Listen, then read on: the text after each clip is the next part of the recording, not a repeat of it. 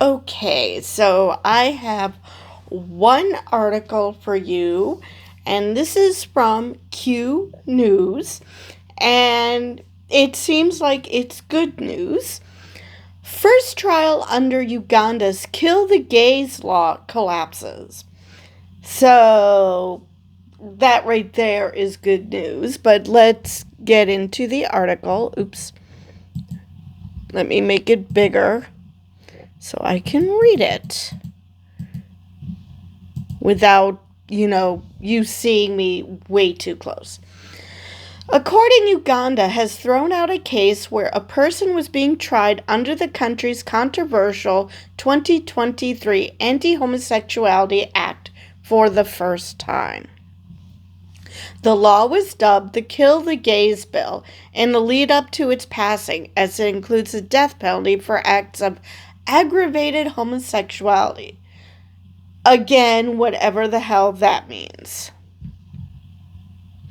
Under the law, aggravated homosexuality applies to when a person transmits HIV to another person or where they have had intercourse with an elderly person or a minor.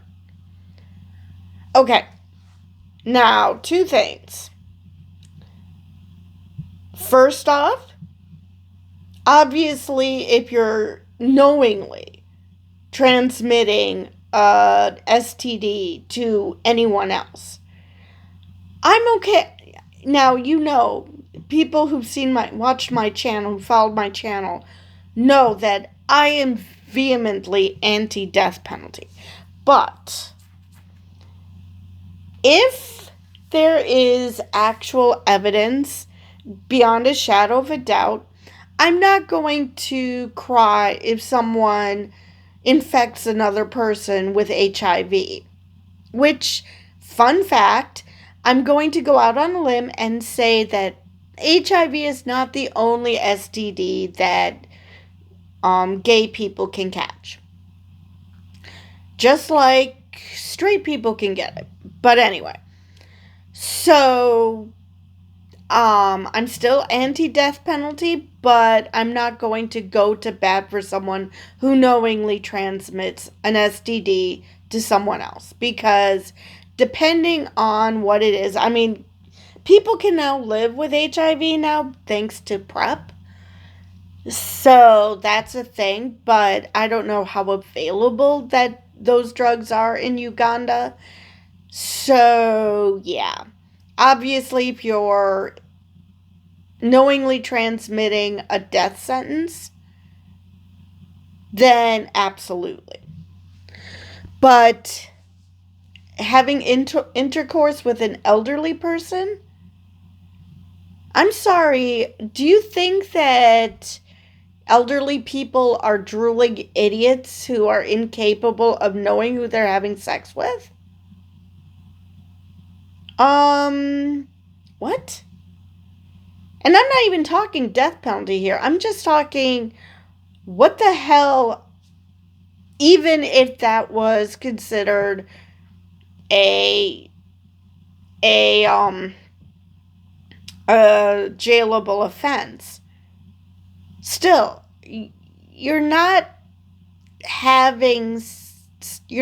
this isn't statutory rape. Unless this person can't give consent, I fail to see which would then be rape. So you wouldn't really need to have a new law. Rape is rape. So, again, not death penalty, but, I'm not seeing the point of that. A minor. Okay, I will give you statutory rape for that. They technically cannot consent, so okay, fine. But death penalty for that? That's a bit harsh, even for people who are pro-death penalty. Still a bit harsh. The accused, now 25, was charged with unlawful sexual intercourse with a 41-year-old man in August of 2023, 3 months after the law came into effect, and was originally facing the death penalty. Okay, I would love to know what is the life expectancy in Uganda that a 41-year-old man is considered elderly. Because I am assuming that's the angle they're going with. So, I mean, yes, there is an almost 20-year age difference, but that doesn't mean that he's elderly. It just means that there's an age difference. Okay. And what's happening to the 41-year-old? The man from Soroti in northeastern Uganda was then held in prison awaiting trial for nearly a year. In January of 2024, prosecutors downgraded the charge to unnatural offenses of having carnal knowledge against the order of nature, which carries a lesser sentence of up to life in prison.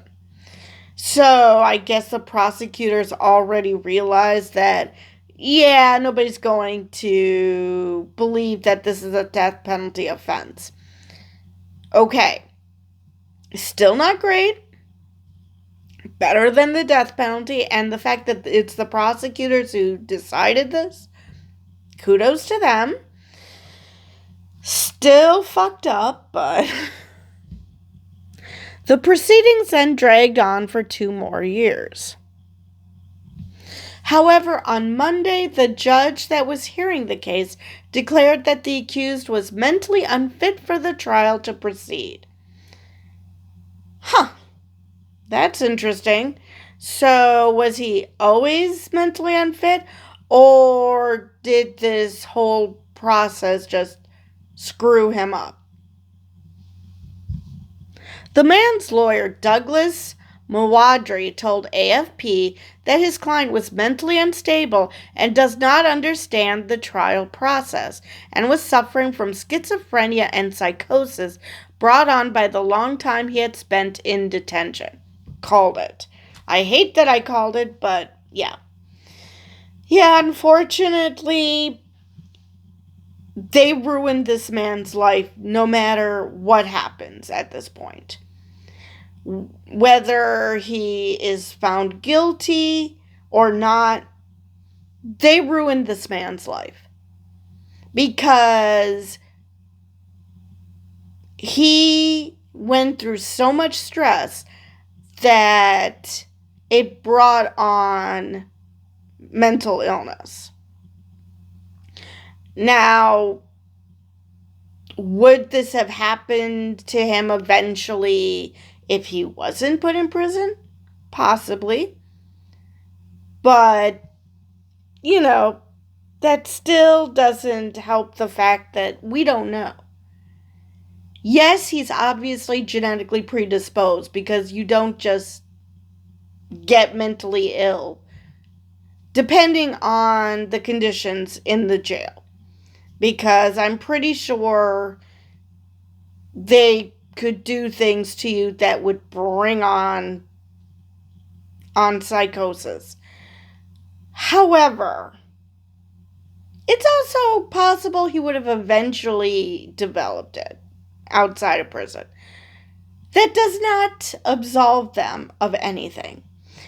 And I still want to know what happened to the 41-year-old. Because unless they're claiming the 41-year-old was a victim and he somehow raped the 41-year-old,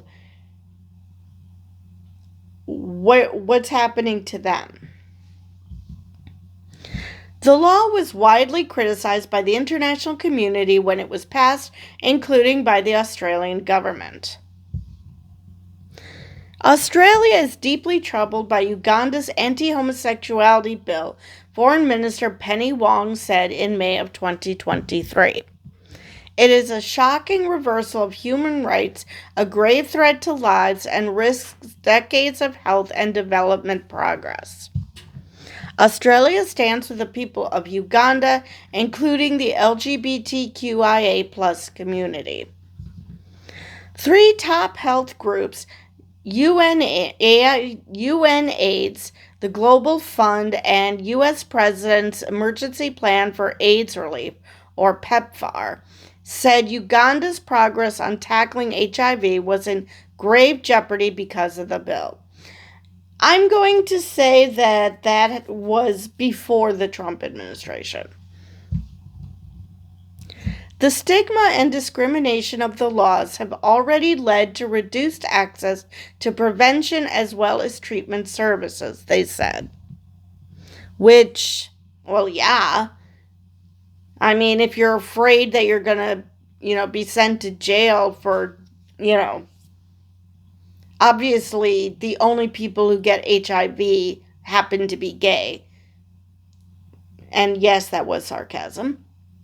So, because like I said, straight people can get HIV too. So, I'm not sure how this bill helps. Unless your thinking is we want people to die. We do not care who you are, but if you get HIV, you deserve to die. Which, doesn't say a lot for the people who pass this bill, their humanity.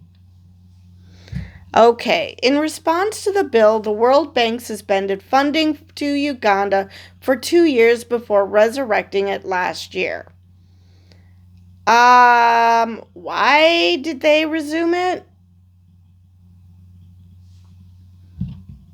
Let's see.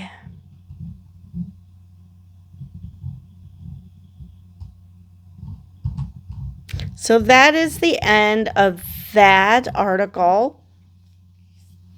And all I can say is it doesn't sound like, I was kind of hoping that this would, be a collapse, that this would, get people to realize that this is a majorly fucked up law in Uganda. I mean, not the international community. I mean, within Uganda.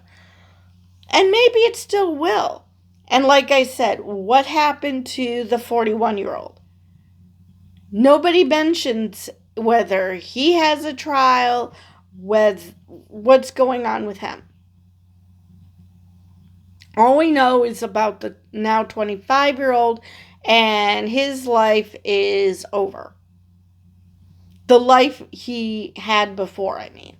Because even if he does somehow get out of jail, he's not going to be himself anymore. We don't know if he's going to be able to access the mental health services that he needs to combat his psychosis and schizophrenia.